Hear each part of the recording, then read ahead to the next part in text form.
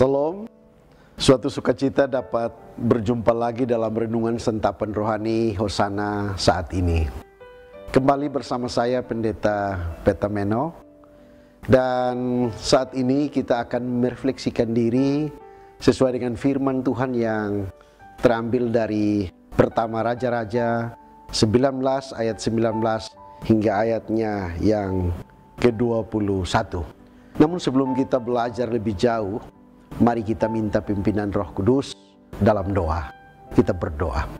Ya Tuhan, di saat ini kami mau mendengar dan belajar dari firman-Mu. Karena itu curahkanlah Roh-Mu atas kami, agar biarlah firman-Mu menjadi berkat dalam seluruh hidup dan karya kami. Berfirmanlah ya Tuhan, kami siap mendengar. Amin.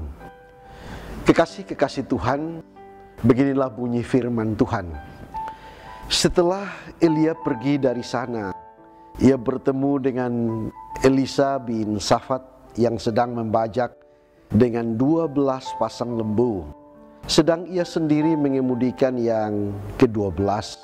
Ketika Elia lalu dari dekatnya, ia melemparkan jubahnya kepadanya.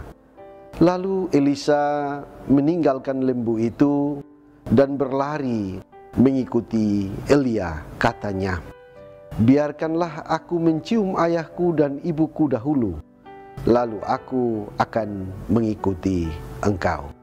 Jawabnya kepadanya, baiklah, pulang dahulu, dan ingatlah apa yang telah kuperbuat kepadamu. Lalu berbaliklah ia daripada Elia. Ia mengambil pasangan lembu itu, menyembelihnya, dan memasak dagingnya dengan bajak lembu itu sebagai kayu api. Ia memberikan daging itu kepada orang-orangnya, kemudian makanlah mereka. Sesudah itu bersiaplah ia, lalu mengikuti Elia dan menjadi pelayannya. Saat ini kita akan berbicara tentang bagaimana proses pemanggilan Elisa menjadi Nabi Israel. Kita tahu bersama bahwa Elisa adalah seorang yang berasal dari sebuah wilayah bernama Abel Mehola di lembah Yordan. Ayahnya bernama Safat. Perkasa secara fisik ketika ia dipilih oleh Elia untuk menjadi seorang nabi bagi umat Israel. Israel yang begitu hebat dan terkenal, namanya Elia.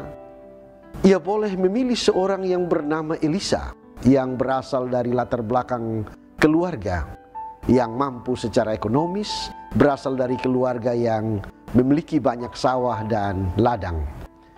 Elisa juga terkenal sebagai seorang pelihat.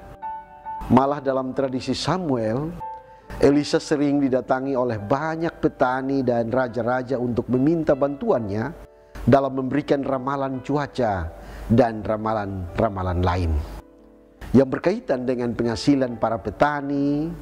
Dan dari latar belakang ini terlihat dengan jelas bahwa pekerjaan Elisa sudah sangat mapan. Selain sebagai petani yang berpenghasilan menjanjikan, tapi ia juga menjadi orang yang selalu dibutuhkan jasanya dalam hal pelihat, memberikan ramalan tentang kehidupan dan masa depan petani dan raja-raja. Ini pekerjaan yang menjanjikan bagi Elisa. Namun suatu waktu ketika firman Tuhan datang kepada Nabi Elia, seorang imam bagi Israel, bahwa pergilah kembali ke jalanmu melalui padang gurun ke Damsyik, dan setelah engkau sampai, engkau harus mengurapi beberapa orang menjadi raja. Engkau harus mengurapi beberapa orang menjadi raja, di antaranya Hazael menjadi raja Aram dan Yehu menjadi raja Israel. Selain itu firman Tuhan katakan suatu kisah yang menarik dari teks yang kita baca tadi, bahwa setelah Elia pergi ke sana, dia bertemu dengan seorang yang bernama Elisa, seorang muda dengan fisik kekar, sedang membajak sawah. Elisa sedang mengemudikan sepasang lembu, pasangan yang ke-12, Ini berarti bahwa ada 11 pasang lembu lain yang sedang membajak juga. Nah, menariknya adalah ketika Elia lewat, tidak ada satu kata pun yang terlontar dari mulut Elia tentang pemanggilan itu. Namun yang dilakukan Elia adalah ia melemparkan jubahnya kepada Elisa. Di saat itu pula Elisa langsung meninggalkan lembunya, meninggalkan mata bajaknya, dan menemui Elia sambil berkata, "Biarkan aku pergi mencium ayahku dan ibuku dahulu, dan setelah itu aku akan mengikuti engkau." Apa yang menjadi magic? Apa yang menjadi daya tarik sehingga Elisa langsung meninggalkan sawahnya, juga lembu dan bajaknya? Terlihat di sana bahwa pemanggilan Elisa bukanlah sebuah pengurapan, tetapi sebuah penabisan dengan memberi tanda jabatan yang dilambangkan dengan jubah kenabian Elia. Jubah adalah sebuah lambang kenabian. Jubah adalah tanda kudus. Ini yang menjadi magic. Inilah yang menjadi daya tarik, kekuatan khusus yang dilontarkan untuk seorang nabi. Hal lain yang menarik dari teks ini adalah ketika Elisa meminta agar ia pergi mencium ayah dan ibunya sebelum mengikuti Elia menjadi nabi. Apa makna pergi mencium orang tuanya? Rupanya Elisa juga membutuhkan restu dari orang tua, restu dari orang-orang terdekat. Elisa ingin meminta dukungan dari mereka yang terdekat. Yang berikut, hal yang tidak kalah menarik dari pemanggilan Elisa ini adalah setelah ia kembali dari meminta restu dan dukungan dari keluarganya, dari orang tuanya, ia mengambil pasangan lembunya, menyembelihnya, memasak dagingnya dengan bajak lembu sebagai kayu api. Lalu ia memberikan masakan itu kepada orang-orangnya. Setelah itu barulah ia mengikuti Elia menjadi nabi. Kalau kita mau melihat tindakan dari Elisa ini, rasanya ini sebuah tindakan kekonyolan belaka. Mengapa? Karena ia menyembelih lembu yang menjadi penopang pekerjaannya di sawah. Ia membakar bajaknya sebagai alat untuk kesuksesan pertanian. Ini tindakan gila. Tapi ternyata tidak. Elisa bertindak berbeda dari apa yang kita pikir. Elisa bertindak demikian karena benar-benar hanya mau fokus pada pekerjaan barunya, yakni menjadi nabi. Jadi bagi Elisa menjadi nabi itu baik, menjadi pembajak sawah itu juga baik. Namun yang kurang baik adalah ketika menjadi nabi sambil berpikir terus tentang sawah, berpikir terus tentang lembu, dan berpikir terus tentang bajaknya. Dengan dasar inilah Elisa benar-benar mau meninggalkan semua hal lain sebelumnya, dan dia fokus pada pemanggilannya sebagai seorang nabi. Dari teks bacaan kita saat ini, kita semua bisa belajar bersama beberapa hal. Yang pertama, bahwa Tuhan bisa memakai setiap kita kapan saja, di mana saja, dengan tugas apa saja yang kita masing-masing gumuli dalam hidup ini. Dan Tuhan akan memakai kita secara ajaib dalam setiap konteks kehidupan kita. Tuhan akan pakai kita dengan caranya yang luar biasa. Karena itu kita tidak perlu ragu dengan pemanggilan Tuhan bagi kita atas setiap pekerjaan yang kita gumuli setiap hari. Yang kedua, bahwa pekerjaan apa saja yang kita tekuni, profesi apa saja yang kita geluti, kita mesti meyakini bahwa kita juga membutuhkan dukungan orang-orang terdekat kita.